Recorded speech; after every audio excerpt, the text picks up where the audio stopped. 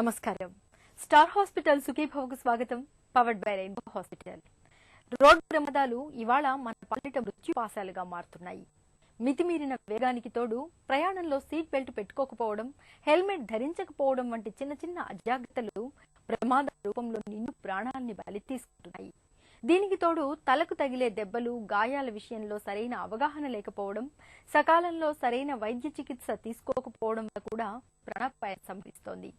ఈ నేపథ్యంలో రోడ్డు ప్రమాదాల విషయంలో మనం తీసుకోవాల్సిన జాగ్రత్తల గురించి ఇప్పుడు తెలుసుకుందాం.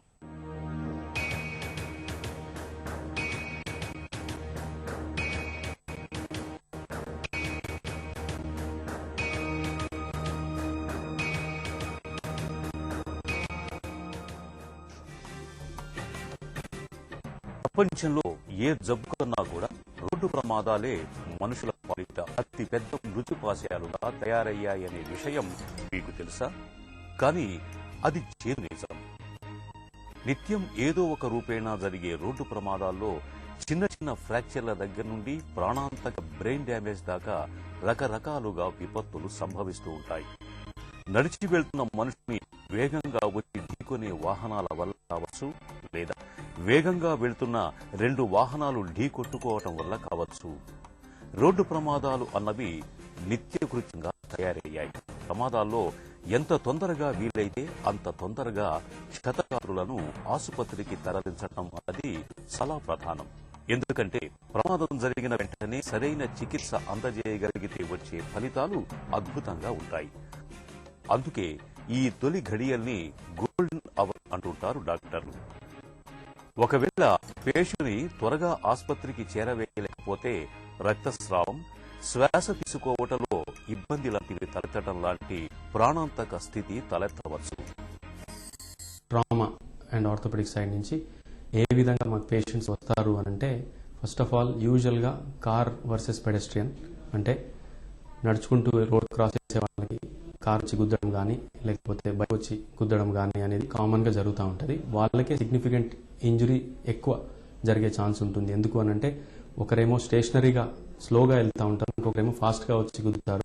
అది కామన్ మోడ్ ఆఫ్ మెకానిజం. ఇంకా లేదు అనంటే కార్ వర్సెస్ కార్ కానీ, heavy vehicle like lorry versus car కానీ, లేకపోతే ఇంకొక car versus bike or bike versus bike అని, ఇవి కామన్గా జరిగే మోడాలిటీస్. ఈ టైప్ ఆఫ్ ట్రామా అనేది చాలా significant harm to the body జరిగే ఛాన్స్ ఉంటుంది. ఎందుకు అనంటే ఫస్ట్ మనము సరిగా టైంకి హాస్పిటల్ చేరకపోతే బ్లీడింగ్ అనేది ఎక్కువ అయ్యే ఛాన్స్ ఉంటుంది. దానికన్నా ముందు, బ్లీడింగ్ అయ్యే కన్నా ముందు ఎయిర్వే అంటే మన శ్వాస తీసుకునే ఆర్గాన్స్కి డ్యామేజ్ అవుతే దాన్ని ఇమీడియట్గా మనం కరెక్ట్ చేసుకోవాలి. దాని తర్వాత బ్రీతింగ్ అనేది కూడా చెస్ట్కి బాగా దెబ్బతగిలితే దానికి కూడా ఇమీడియట్ రెస్పాన్స్ అనేది తీసుకోవాల్సిన అవసరం ఉంటుంది. దాని తర్వాతే సర్క్యులేషన్ అనేది వస్తుంది. దీనికి సింపుల్గా చెప్పాలంటే ABCDE అని మాకు అడ్వాన్స్ ట్రామా లైఫ్ సపోర్ట్ అనే ప్రోటోకాల్లో వాడతాం దీన్ని. Airway comes first before breathing. Circulation కన్నా ముందు బ్రీదింగ్ అనేది వస్తుంది. బైకులపై వెళ్లేటప్పుడు హెల్మెట్ ధరించకపోవటం, కార్లలో వెళ్లేటప్పుడు సీటు బెల్టులు పెట్టుకోకపోవటం వల్ల జరిగే ప్రమాదాల తీవ్రత అనేక రెట్లు పెరుగుతుంది. ఇటీవలి కాలంలో హెల్మెట్లు పెట్టుకున్నప్పుడు ప్రమాదం జరిగితే వెన్నెముక, మెడ దగ్గర ఫ్రాక్చర్లు ఎక్కువనే వాదన వినిపిస్తుంది. అది కొంతవరకు నిజమే కావచ్చు గాని, తలకు దెబ్బ తగిలి బ్రెయిన్ డ్యామేజ్ జరిగితే ఏకంగా ప్రాణానికే ప్రమాదం. అలా కాకుండా మెడ భాగంలో ఏవైనా ప్రమాదాలు జరిగినా వాటిని సర్జరీ ద్వారా సులువుగానే సరి చేసుకోవచ్చు. అలాగే సీటు బెల్ట్ పెట్టుకోకపోతే కూడా సంభవించే ప్రమాద తీవ్రత కూడా చాలా చాలా అనూహ్యంగా ఉంటుంది.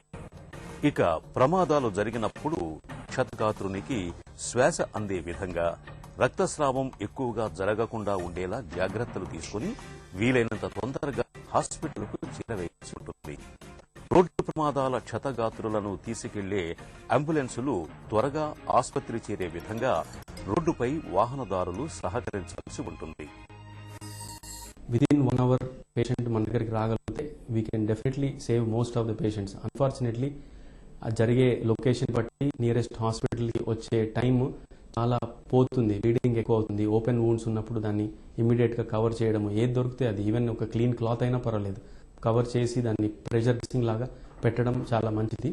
అంబులెన్స్ ఇట్లా సైరన్ వేసుకుంటూ వెళ్తున్నా కానీ చాలా మంది సైడ్ ఇవ్వరు. అది చాలా ఇంపార్టెంట్, ఎందుకంటే కొంతమందికి ఆ 1 hour పీరియడ్ అనేది ఒక గోల్డెన్ అవర్ అని అంటాం. అంటే అప్పుడు మిస్ అవుతే మళ్ళీ వాళ్ళ లైఫ్ని మనం కాపాడలేకపోవచ్చు. As a common man doctor అవసరం అవసరం లేదు. ఎట్లా హెల్ప్ చేయగలుగుతాం అని అంటే ఇమీడియట్గా రెస్పాన్స్ ఇచ్చి అంబులెన్స్ కాల్ చేయడం, ఇమీడియట్గా ఏమన్నా ఫ్రాక్చర్స్ ఉన్నా వాటిని టెంపరీగా స్టెబిలైజ్ చేయడం, ఏదున్నా ఒక అట్ట ముక్క ఉన్నా కానీ దాన్ని ఒక సపోర్ట్ లాగా పెట్టడం, కాలికి ఒక దారాలతో చుట్టడం, ఇట్లాంటివి చేసి ఇమీడియట్గా దెన్ అంబులెన్స్ వచ్చినప్పుడు న్యాచురల్లీ వాళ్ళు స్ప్లింట్స్ అవన్నీ వాళ్ళు తీసుకొచ్చి paramedics they will be able to support us better. From orthopaedic surgeon point of view మేము చూసింది ఏంటంటే సీట్ బెల్ట్ వేసుకున్నప్పుడు డెఫినెట్గా మోర్టాలిటీ అనేది చాలా తక్కువ ఉంటుంది. బైక్ రైడర్స్ హెల్మెట్ వేసుకున్నప్పుడు కూడా చాలా సేఫ్టీ అనేది ఎంత ఇంపార్టెంట్ అనేది, తలకి దెబ్బ తగిలితే బ్రెయిన్కి డ్యామేజ్ అవుతే మనం ఎవరము కూడా ఏమీ చేయలేము. అదే సర్వైకల్ స్పైన్ ఇంజురీ ఒకవేళ హెల్మెట్ వేసుకున్నందుకు ఒకవేళ ఇక్కడ మెడకి దెబ్బ తగిలినా కానీ దానికి సొల్యూషన్స్ ఉన్నాయి. రోడ్డు ప్రమాదాలను నివారించడానికి వాహన చోదకులు నిర్ణీత వేగంతోనే వాహనాలను నడపటం, హెల్మెట్, సీట్ బెల్ట్ లాంటివి ధరించడం లాంటి జాగ్రత్తలు తీసుకోవాలి. ఇక ప్రమాదాలు జరిగినప్పుడు క్షతగాత్రులకు శ్వాస అందేలా చూడటం, రక్తస్రావం ఎక్కువగా కాకుండా జాగ్రత్తలు తీసుకోవాలి. ప్రమాదం జరిగిన మొదటి గంట గోల్డెన్ అవర్లోనే బాధితుల్ని ఆసుపత్రికి చేరేలా చేయటం వల్ల ప్రమాద తీవ్రతను తగ్గించే, ప్రాణహానిని నివారించే అవకాశం ఉంటుంది. సర్వైకల్ క్యాన్సర్, రొమ్ము క్యాన్సర్ తర్వాత మహిళల్ని కబళిస్తోన్న అతిపెద్ద ఉపద్రవం. గర్భసంచి ముఖద్వారానికి క్యాన్సర్ సోకడం వల్ల ప్రతి 7 నిమిషాలకు ఒకరు, ప్రతి ఏటా 75,000 మంది మరణిస్తున్నారని ప్రపంచ ఆరోగ్య సంస్థ లెక్కలు కట్టి మరీ చెబుతోంది. నిజానికి ఇది నివారించుకోలేని సమస్య కాదు. గర్భసంచి ముఖద్వారంలో క్యాన్సర్ ఆనవాళ్లను ముందుగానే పసిగట్టే పాప్స్మియర్ పరీక్షతో పాటు అసలు సమస్యే రాకుండా అడ్డుకునే టీకాలు ఇప్పుడు అందుబాటులో ఉన్నాయి. సర్వైకల్ క్యాన్సర్ను పసిగట్టే పరీక్ష గురించి ఇప్పుడు తెలుసుకుందాం.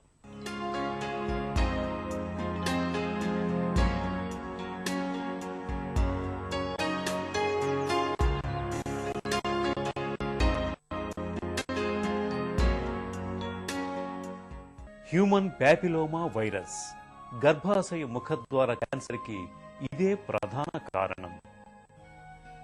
చిన్న వయసులో పెళ్లిళ్లు, వివాహేతర సంబంధాలు, జననావయవాల అపరిశుభ్రత, సుఖ వ్యాధులు, అధిక సంతానం ఇవన్నీ గర్భసంచి ముఖద్వారానికి క్యాన్సర్ను తెచ్చిపెడుతున్నాయి.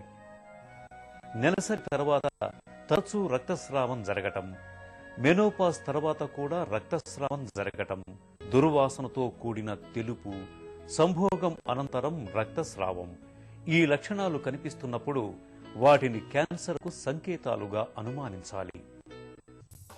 ప్యాప్స్మియర్ గర్భాశయ ముఖద్వార క్యాన్సర్ను ముందస్తుగా నిర్ధారించడానికి మన ముందున్న మేలైన పరీక్ష.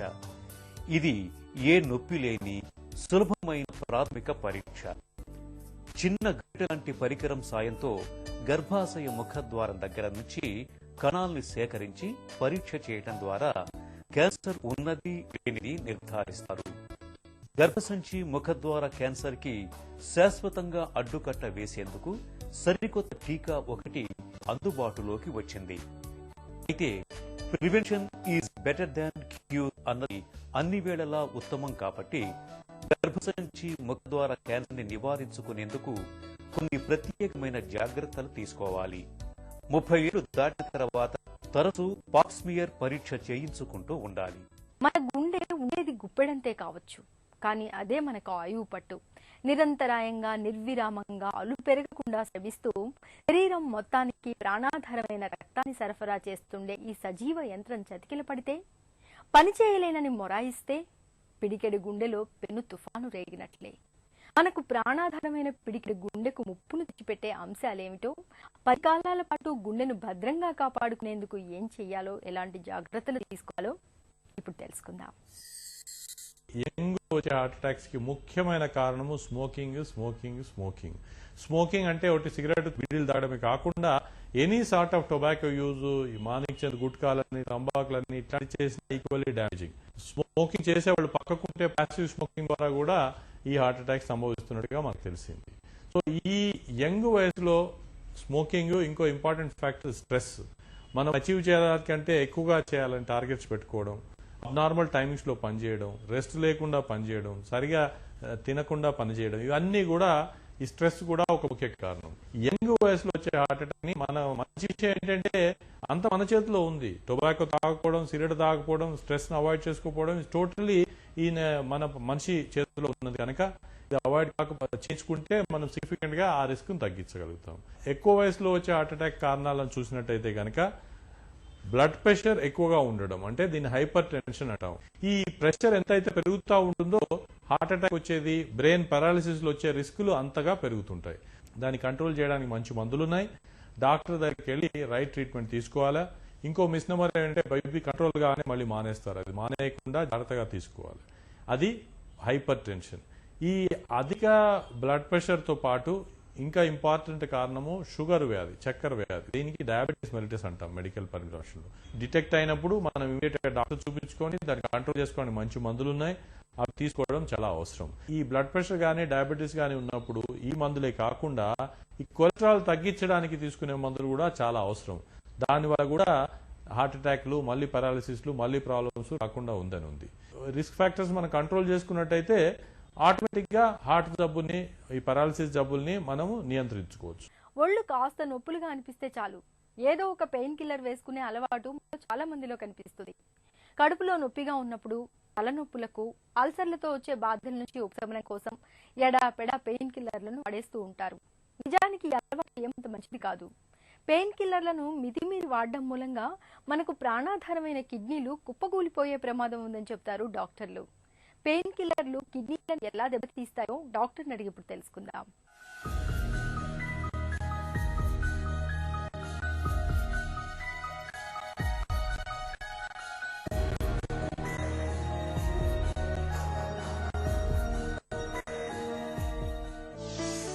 నొప్పి నివారణలతో కిడ్నీలు పాడవుతాయనే వాదన నిజమేనా? కిడ్నీ పాడవడానికి ఉన్నటువంటి ప్రధాన కారణాలైనటువంటి మందుల్లో పెయిన్ కిల్లర్స్ అత్యంత ప్రధానమైనటువంటివి. పెయిన్ కిల్లర్స్ వాడడం వల్ల ఇన్సైడ్ నెఫ్రోపతి అని ఒకటి వస్తుంది, అనాల్జిక్ అబ్యూజ్ అంటారు, అనాల్జిక్ నెఫ్రోపతి కూడా ఒకటి ఉంటుంది. దీంట్లో కిడ్నీ ఎంత నిశ్శబ్దంగా పాడవుతుందంటే కనీసం ఆ పెయిన్ కిల్లర్ వేసుకున్నటువంటి వారికి కనీసం వాటి పట్ల చాలా జరుగుతున్న భావన కూడా వాళ్ళకి కలగదు. అంత నిశ్శబ్దంగా నెమ్మదిగా కిడ్నీలు నెమ్మదిగా కబలించి వేస్తూ ఉంటుంది. అలాంటి వాళ్ళు కొన్నేళ్ల తర్వాత చాలా చిన్న కిడ్నీలతోనూ చాలా బంపీ కిడ్నీస్ అంటూ ఉంటారు. అంటే కిడ్నీలన్నీ కూడా కొట్టుకుపోయినట్టుగా కుచించిపోతూ ఉంటాయి నెమ్మదిగా. తర్వాత వాటి మధ్యలో చిన్న చిన్న క్యాల్సిఫికేషన్స్, చిన్న కాల్షియం ముద్దలాగా డిపాజిట్ అవుతూ రెండు కిడ్నీలు కూడా పాడైపోతాయి. అంటే రెండు రకాలుగా కిడ్నీ పాడవుతూ ఉంటుంది. ఒకటేమో చాలా ఇమీడియట్ గా మీకు తెలిసిపోతుంది, అంటే మీరు పెయిన్ కిల్లర్ వేసుకోవడం మొదలు పెట్టగానే కిడ్నీ పాడవుతుంది. దాన్ని అక్యూట్ రీనల్ ఫెయిల్యూర్ అంటారు. ఇటువంటి వాళ్ళకి స్వతహాగా వారికి స్వాభావికమైన తత్వం ఒకటి ఉంటుంది కిడ్నీ పాడవడానికి. అనగా వారి వంశపారంపర్యంగా కావచ్చు, జన్యుపరమైన కారణాల చేత కావచ్చు, వారి కుటుంబ నేపథ్యం వల్ల కావచ్చు. అంటే కుటుంబంలో ఎవరికైనా కిడ్నీలు బాగా లేకపోవడం అనే ఒక జన్యుపరమైన కారణాలు వారి శరీరంలో ఉండవచ్చు. లేదా కొంతమంది చాలా తక్కువ కిడ్నీ సైజుతో పుడతారు. అంటే కిడ్నీలో ఉన్నటువంటి పనిచేసే పనితనానికి నిర్ణయించేటువంటి ఈజీఎఫ్ఆర్ అంటూ ఉంటారు. ఆ జీఎఫ్ఆర్ అనేది చాలా తక్కువగా ఉంటుంది. కారణం ఏంటంటే వాళ్ళు పుట్టుకతో చాలా తక్కువ నెఫ్రాన్స్ తో పుడతారు. అంటే దాని ఫంక్షనింగ్ యూనిట్లని నెఫ్రాన్స్ అంటూ ఉంటారు. ఈ నెఫ్రాన్స్ తక్కువగా ఉన్నటువంటి వారు, లేదా షుగర్ ఉన్నటువంటి వారు, బీపీ ఉన్నటువంటి వారు, ఇంకా ఏ విధమైన కిడ్నీ జబ్బు కొంతమందికి తెలియ కూడా ఉంటుంది. అటువంటి వారికి ఈ పెయిన్ కిల్లర్స్ చాలా ఎక్కువ ప్రమాదకరంగా ఉంటాయి. సో కాబట్టి అనవసరంగా ఉత్తుపుణ్యానికి చిన్న కారణాలకి పెయిన్ కిల్లర్స్ వాడకూడదు. వాడినా కూడా చాలా జాగ్రత్తగా కిడ్నీకి కానీ లివర్కి కానీ ఎటువంటి హాని చేయనటువంటి అత్యంత సులభమైనటువంటి సున్నితమైనటువంటి పెయిన్ కిల్లర్స్ వాడడం అనేది చాలా వరకు మంచిది. పెయిన్ కిల్లర్లు కిడ్నీలను ఎలా దెబ్బతీస్తాయి?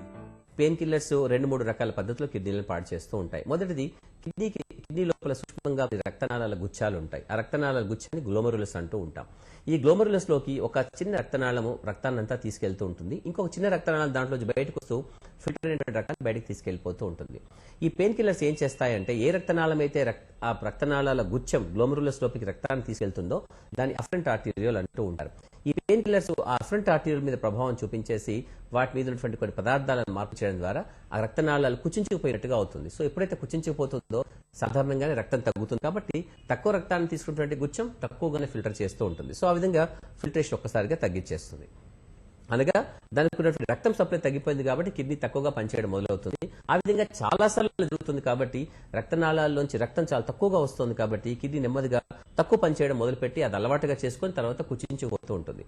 అదేవిధంగా మూత్రం అంతా ఫిల్టర్ అయిపోయిన తర్వాత ఈ రక్తనాళాల గుచ్చంలోంచి సన్న మూత్రనాళికల ద్వారా అది ట్రాన్స్పోర్ట్ చేయబడుతూ ఉంటుంది. ఇలా ట్రాన్స్పోర్ట్ చేస్తున్నప్పుడు ఇటువంటివి కూడా కొన్ని 10-15 లక్షల ఫిల్టర్లు, 10-15 లక్షల గులమురళైలు, 10-15 లక్షల మూత్రనాళికలు ఉంటాయి. ఈ 10-15 లక్షల మూత్రనాళికలు ఏదైతే మూత్రమైన ఫిల్టర్ చేసి తీసుకెళ్తూ ఉంటాయో అది కొన్ని సందర్భాల్లో మనకు కావాల్సిన కొన్ని మంచి పదార్థాలను పొరపాటున ఫిల్టర్ చేయగలిగితే వాటిని తిరిగి వెనక్కి తీసుకునే సామర్థ్యం ఆ ఫిల్టర్లకు, ఆ మూత్రనాళాలకు ఉంటూ ఉంటుంది. ఎప్పుడైతే ఈ పెయిన్ కిల్లర్స్ తీసుకుంటామో ఈ మూత్రనాళికల మీద మెత్తటి ట్యూబ్యూల్స్ మీద ఈ ప్రభావం చూపించేసి మన శరీరంలో ఉన్నటువంటి రక్తంలో ఉన్నటువంటి నీళ్లని కానీ ఉప్పుని కానీ కొంచెం అధికంగా ఉన్నప్పుడు అవి పొరపాటున ఎక్కువగా స్రవించాల్సిన అవసరం ఉంటుంది. కాబట్టి ఫిల్టర్ అయిన తర్వాత ఈ మూత్రనాళికల్లోకి వచ్చినప్పుడు ఆ మూత్రనాళికల మీద ప్రభావం చూపించి ఈ పెయిన్ కిల్లర్స్ వాటిని తిరిగి వెనక్కి తీసుకునేలా చేస్తూ ఉంటుంది. అంటే మీకు అవసరం లేనంత ఉప్పు తిరిగి మన శరీరంలోకి వస్తుంటుంది, అంటే మీకు అవసరం లేనంత వాటర్ తిరిగి మీ శరీరంలోకి వస్తూ ఉంటుంది. కాబట్టి పెయిన్ కిల్లర్స్ వేసుకున్న వాళ్ళు చాలా మంది కూడా ఒక రకమైనటువంటి స్వానుభవంతో మీరు చూసుకోగలిగితే మీకు తెలిసిపోతుంటుంది. పెయిన్ కిల్లర్స్ వేసుకున్న 5వ రోజుకి 4వ రోజుకి మీకు శరీరం కొంచెం వాచినట్టుగాను, మొహం ఉబ్బినట్టుగాను, కాళ్ళు వాపుల్లాగా కనపడుతూ ఉంటుంది. బీపీ ఉన్న వాళ్ళకి కొంచెం బీపీ పెరిగే అవకాశం కూడా ఉంటుంది, ఎందుకంటే ఉప్పు నీరు రక్తనాళాల మీద ప్రభావం చూపించి బ్లడ్ ప్రెషర్ పెరిగేలా చేస్తాయి కాబట్టి. దీర్ఘకాలిక జబ్బులకు వాడే మందులకు పెయిన్ కిల్లర్లు జత కలిస్తే ప్రమాదమా? సో బీపీకి మనం తీసుకున్నటువంటి అనేక మందుల్లో కొన్ని మందులకి పెయిన్ కిల్లర్స్ కి సరిగ్గా పడదు. ముఖ్యంగా గుండె జబ్బులు ఉన్నటువంటి వాళ్ళు, బ్లడ్ ప్రెషర్ ఎక్కువగా మందులు వాడుతున్నటువంటి వారు, తప్పనిసరిగా మందులు వాడాల్సిన అవసరం ఉన్నటువంటి వారు పెయిన్ కిల్లర్స్ వాడికి తదనుగుణంగా వాటికి తీసుకుంటూ ఉన్నప్పుడు కొన్ని సందర్భాల్లో వాటి సామర్థ్యాన్ని తగ్గించే అవకాశం ఎక్కువగా ఉంటుంది. మన బీపీ యొక్క కంట్రోల్ తప్పుతూ ఉంటుంది ఈ మందులు వేసుకోవడం ద్వారా. కాబట్టి వాటి యొక్క ఎఫిషియన్సీ తగ్గుతుంది, కాబట్టి వాటి యొక్క రిక్వైర్మెంట్ పెరుగుతూ ఉంటుంది. కాబట్టి మనం బీపీ మందులు వేసుకున్నప్పుడు సాధారణంగా పెయిన్ కిల్లర్స్ వేసుకోకపోవడం అనేది చాలా వరకు మంచిది. ఇంకొక ప్రధాన అంశం ఏమిటంటే షుగర్ ఉన్న వాళ్ళు, బీపీ ఉన్నటువంటి వారికి కిడ్నీలు సహజంగా సున్నితంగా ఉంటాయి. ఇటువంటి సున్నితంగా ఉన్నటువంటి కిడ్నీలు ఎక్కువ పెయిన్ కిల్లర్స్ యొక్క ఇన్సల్ట్ కి ఎక్కువగా అవుతుంటాయి. అంటే కిడ్నీ మామూలుగా ఉన్నటువంటి వారు, జన్యుపరంగా ఏ లోపం లేనటువంటి వారు, షుగర్ బీపీ లేనటువంటి వారికి పెయిన్ కిల్లర్స్ ఒక 100 మందిలో 5కి మాత్రమే ప్రభావం చూపిస్తాయని మనం అనుకుంటే, షుగర్ బీపీ ఉన్నటువంటి వారిలో 100 మందికి పెయిన్ కిల్లర్స్ వేసుకుంటే కనీసం 25 నుంచి 30 మందికి కిడ్నీ పాడయ్యే అవకాశం ఉంటుంది. స్వతహాగా కిడ్నీలో ఉన్నటువంటి లోపాల వల్లనే చాలా వరకు బ్లడ్ ప్రెషర్ పెరుగుతూ ఉంటుంది.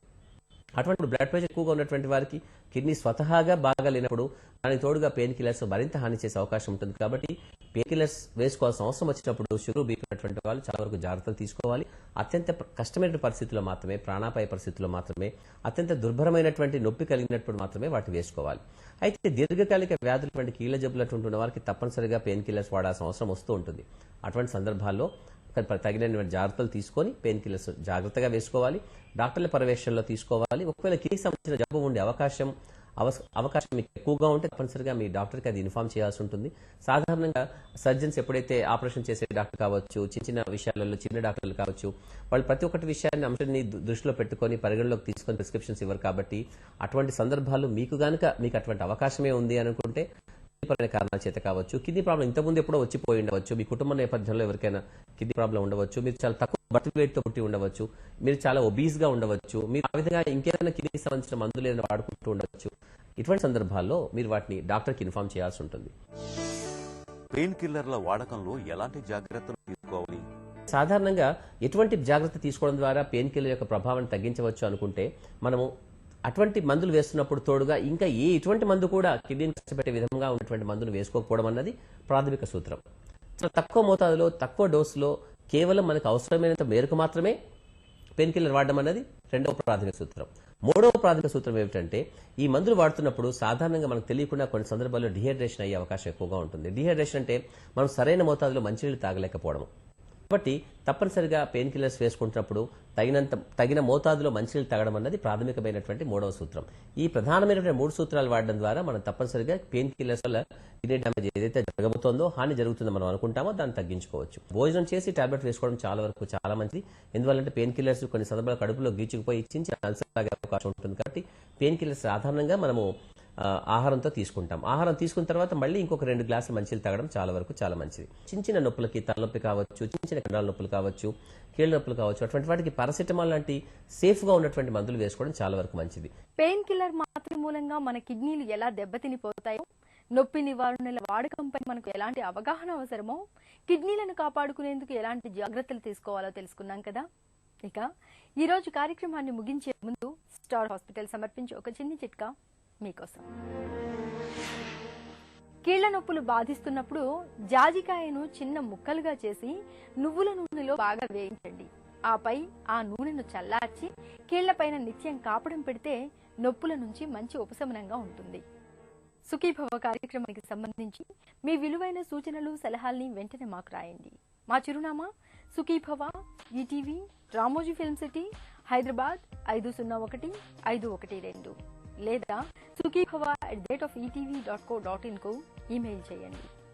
మీ ఆరోగ్య సంజీవిని సుఖీ భవ కార్యక్రమాన్ని ఇప్పుడు యూట్యూబ్ ఆన్లైన్ లో www.youtube.com/etv news లింక్ ద్వారా కూడా వీక్షించండి.